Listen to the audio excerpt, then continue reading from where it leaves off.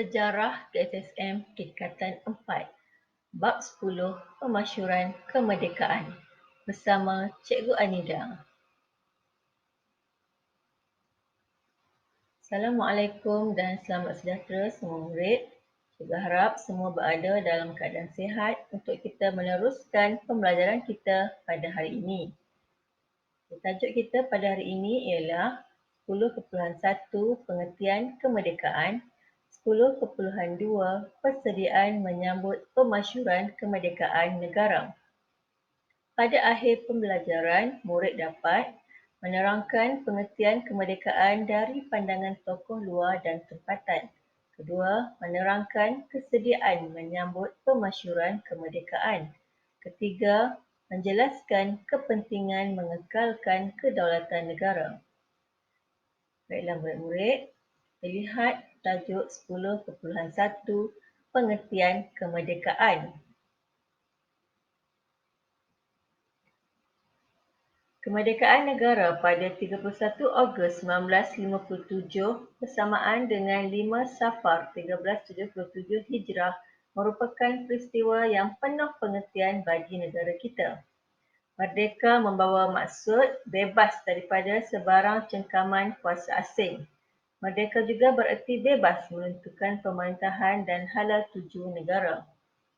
Menurut Kamus Dewan, merdeka membawa maksud bebas daripada penjajahan, kurungan atau naungan.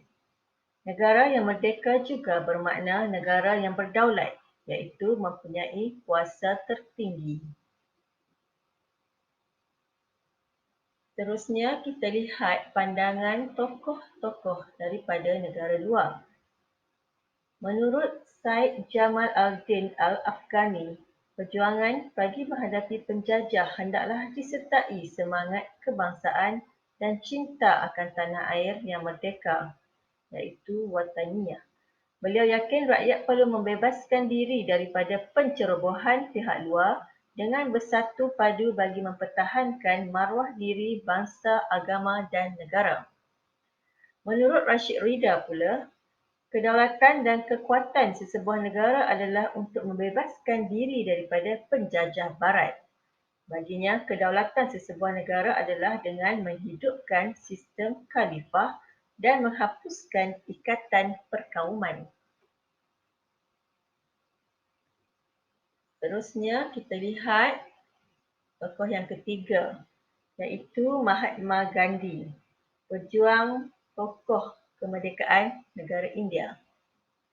Menurut beliau, kemerdekaan perlu merangkumi politik, ekonomi dan moral. Setiap negara berhak menguruskan sendiri negaranya walaupun sukar supaya setiap komuniti hidup dalam harmoni. Seterusnya ialah Nelson Mandela, tokoh pejuang kemanusiaan yang membebaskan rakyat Afrika daripada penindasan dasar apartheid di Afrika Selatan. Menurut beliau, kebebasan bukan hanya satu pertempuran untuk melawan satu kumpulan atau warna kulit, tetapi satu pertempuran terhadap sebuah sistem yang menindas. Kebebasan boleh dicapai melalui politik, bebas daripada perhambaan, kemiskinan dan penderitaan. Kita lihat pula tokoh yang seterusnya, iaitu Sukarno, Presiden Indonesia. Menurut beliau, kemerdekaan bererti bebas selama-lamanya. Kebebasan ini merangkumi kebebasan untuk berfikir, bertindak daripada politik penindasan dan rejim autokratik. Kita lihat pula pandangan tokoh daripada negara kita. Menurut Tunku Abdul Rahman, iaitu Perdana Menteri Malaysia yang pertama, kemerdekaan ibarat tempat perhentian dalam perjalanan yang jauh bagi mewujudkan sebuah negara baharu yang berdaulat. Rakyat perlu berkhidmat untuk negara yang baharu, berusaha dengan tenaga dan fikiran bagi mencipta satu bangsa baharu dengan cita-cita keadilan dan kebebasan. Terusnya, menurut Tun Temenggung Jugah Anak Baring, memimpin Parti Pesaka, melalui kemerdekaan, keselambatan negeri akan lebih terjamin dan menjadi lebih kuat. Penduduk pribumi Sarawak sanggup berkorban demi mempertahankan negara. Di samping itu, dengan merdeka ini kita dapat mengatasi ancaman komunis.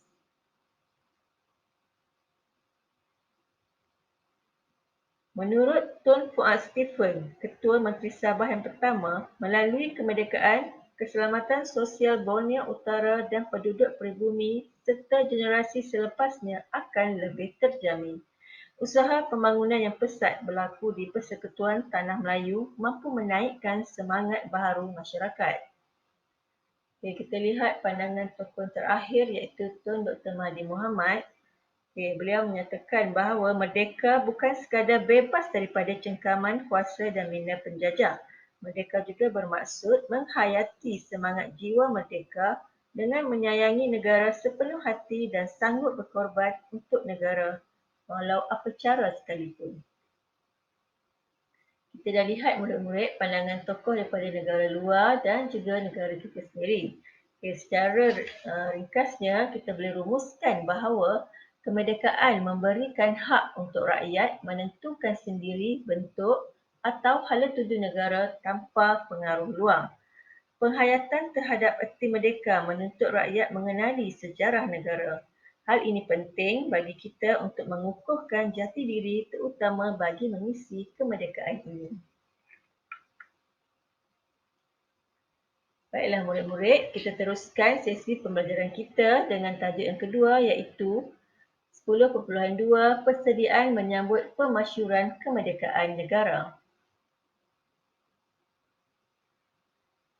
Kemerdekaan sememangnya dinantikan oleh seluruh rakyat di negara kita. Bagi memastikan detik ini bermakna kepada negara dan rakyat, maka beberapa persediaan diatur pada peringkat persekutuan dan negeri. Persediaan ini dibuat melalui penubuhan jawatankuasa persediaan fizikal dan sambutan. Okay, kita lihat jawatankuasa yang pertama iaitu jawatankuasa persediaan fizikal. Sebagai sebuah negara yang akan memperoleh kemerdekaan, penonjolan identiti negara perlu diberikan perhatian oleh jawatankuasa ini. Prasarana fizikal yang disediakan antaranya termasuklah pembinaan sebuah stadium untuk meraihkan kemerdekaan dan istana untuk yang di-Pertuan Agong juga disediakan. Okey, Stadium Merdeka yang direka bentuk oleh SEG First mengambil masa selama 6 bulan untuk disiapkan dan mempunyai 22,000 tempat duduk serta 3,000 daripadanya tempat duduk berbumbung. Stadium ini menelan belanja sebanyak 2.5 juta ringgit. Stadium ini siap dibina pada 21 Ogos 1957.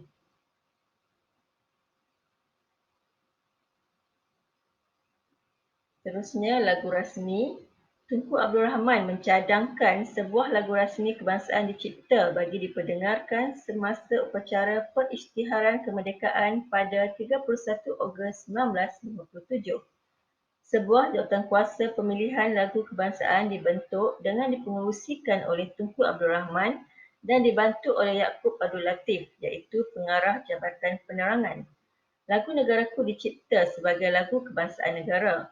Lagu ini berasal daripada lagu Terang Bulan, lagu Negeri Perak yang liriknya ditulis oleh Saiful Bahari.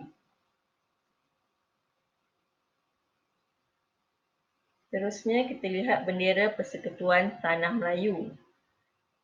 Penggunaan bendera Persekutuan Tanah Melayu yang telah sedia ada akan dijadikan bendera kebangsaan. Reka bentuk bendera dicipta oleh Muhammad Hamzah iaitu kaki tangan Jabatan Kerja Raya Negeri Johor. Bendera Persekutuan mula dikibarkan dengan rasminya pada 26 Mei 1950 di Istana Sultan Selangor.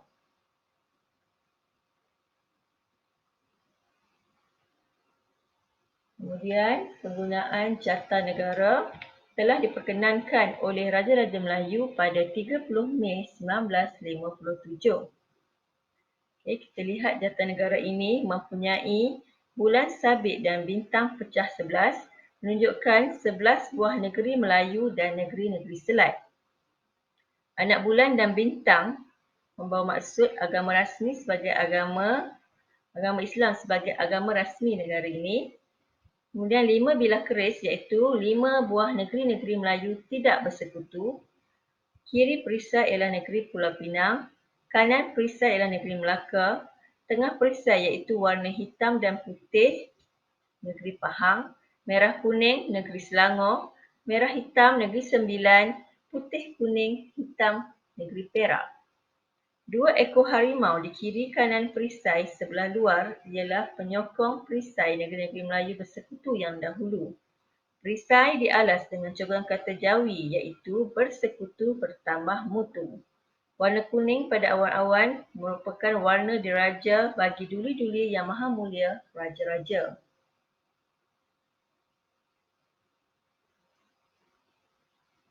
Okey, kita lihat pula bunga kebangsaan. Kementerian Pertanian pula meninjau pendapat rakyat untuk menentukan bunga yang sesuai sebagai bunga kebangsaan. Bunga raya dipilih oleh Tunku Abdul Rahman sebagai bunga kebangsaan. Antara cirinya kenapa bunga raya dipilih ialah dipanggil nama yang sama di serata negeri Melayu dan Sumatera, boleh didapati di serata tanah Melayu, mempunyai rupa kuntum yang munasabah dan juga dipilih setelah dikaji pendapat rakyat. Okay, kita lihat jawatan kuasa yang kedua iaitu jawatan kuasa sambutan. Jawatan kuasa ini berperanan untuk memeriahkan sambutan pada peringkat ibu kota dan negeri. Bangunan di sekitar bandar, jalan raya dan padang kelab Selangor dihiasi lampu. Sebanyak 75,000 bendera Persekutuan Tanah Melayu turut ditempah khas dari kilang kain di Jepun dan dibawa dengan kapal laut.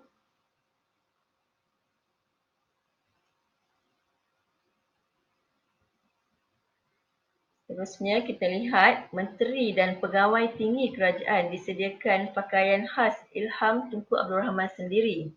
Sejenis pakaian dari negeri Kedah iaitu baju muskat diubah suai lengkap dengan seluar satin, hitam dan bersongket, bersamping dan tengkolok yang direka untuk menteri.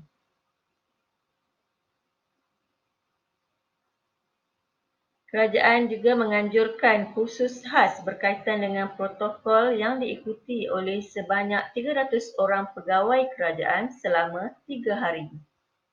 Mereka bertindak sebagai pegawai penerangan dan pegawai pengiring tetamu serta pegawai jemputan luar negara.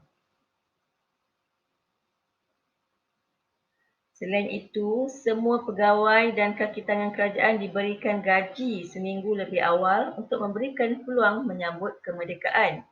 Sambutan kemerdekaan ini dinantikan oleh rakyat sehinggakan semua tiket kereta api Tanah Melayu di Pantai Timur habis ditempah. Begitu juga dengan tiket bas. Iaitu kita lihat semua pihak pada peringkat pusat mahupun negeri memberikan kerjasama dan bersatu hati untuk menjayakan Hari Merdeka. Itu saja topik kita hari ini murid-murid. Berharap semua murid dapat mengenal pasti berkaitan dengan persediaan menyambut pemasyuran kemerdekaan dan juga pengertian kemerdekaan. Okey, cikgu harap semua murid dapat menjawab soalan-soalan cikgu sediakan ni. Okey, kita lihat soalan pertama. Kamus Dewan mentakrifkan kemerdekaan sebagai A. Naungan kebebasan, B. Bebas daripada penjajah, C. Kuasa menentukan hala tuju dan D. Bersatu menentang kuasa luar. Okey, sila pilih jawapan yang paling tepat. Okey, seterusnya soalan yang kedua. Setiap negara berhak menguruskan sendiri negaranya walaupun sukar supaya setiap komuniti hidup dalam harmoni. Ketika ucapan di atas adalah ucapan tokoh tentang makna kemerdekaan. Tokoh yang dimaksudkan ialah A. Nelson Mandela, B. Mahatma Gandhi, C. Sukarno, D. Tun Fuad Stephen. Okey, sila pilih jawapan anda. Seterusnya, soalan yang ketiga. Apakah takrifan pengertian kemerdekaan menurut tokoh gerakan Pan-Islamisme Syed Jamal al-Din al-Afghani? A. Kebebasan adalah hak mutlak seseorang yang bertamadun dan berwawasan. B. Kemerdekaan merangkumi kebebasan berfikir dan bertindak terhadap penindasan rejim. C. Rakyat mesti bersatu padu bagi mempertahankan maruah diri, bangsa, agama dan negara. D. Kebebasan boleh dicapai melalui politik bebas dari perhambaan, kemiskinan dan penderitaan. Okey, kenal pasti takrifan yang dinyatakan oleh tokoh berkenaan ya. Okey, seterusnya kita lihat soalan yang terakhir. Okay, jawatan kuasa persediaan fizikal dibentuk bagi memastikan segala perancangan yang diatur dapat dijalankan dengan sebaiknya menjelang detik pemasyuran kemerdekaan negara. Apakah nilai yang diamalkan oleh anggota jawatankuasa tersebut? A. Toleransi, B. Rasional, C. Kasih sayang, D. Kesederhanaan. Okey, setakat itu saja murid-murid. Sekian, terima kasih.